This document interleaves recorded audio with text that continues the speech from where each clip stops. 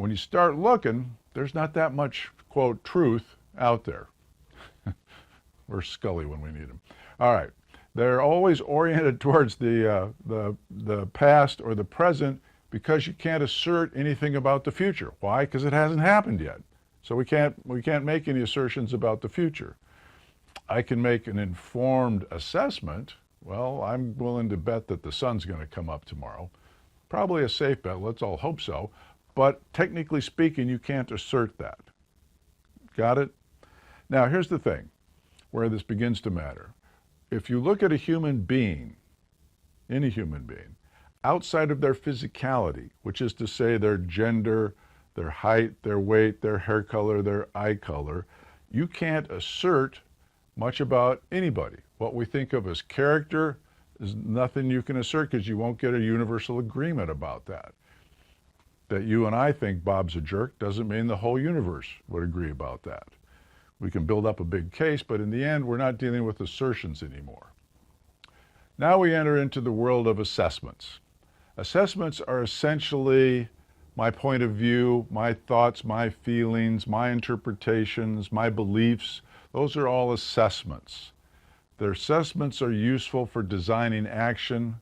They open and close possibilities. Now here's what you got to get. They're never and can never be true or false. They're either what we call grounded or ungrounded. Grounded means I can provide some assertions to support my claim. Ungrounded means I don't have any assertions. Where humans get ourselves in trouble is we want to argue over our assessments. And that's what produces righteousness. And, you know, we're funny creatures in that regard. Only human beings will fight and die over assessments, right? Over what's right, what's wrong, and we do that a lot with about religion or politics or whatnot. No other species on the planet is that silly. Lucky us.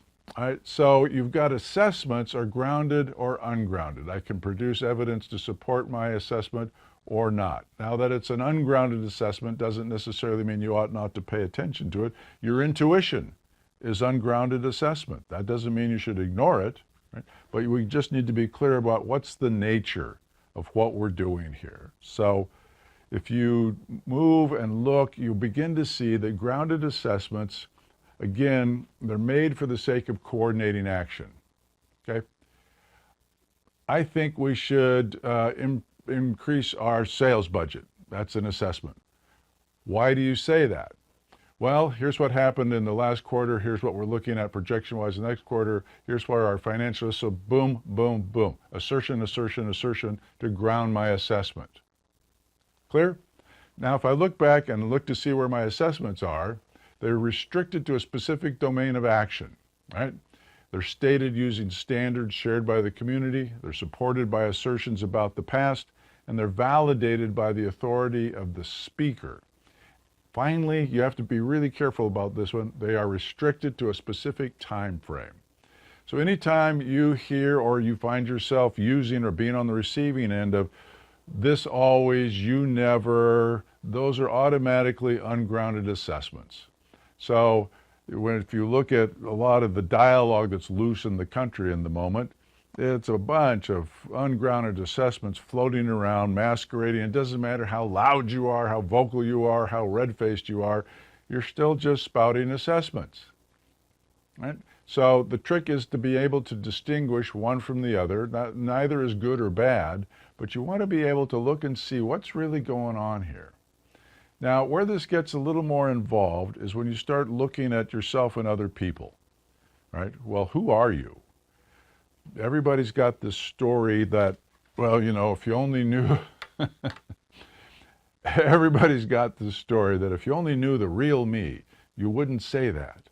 Well, and this is going to scramble your eggs a little bit, but there's no such thing as the real you, right?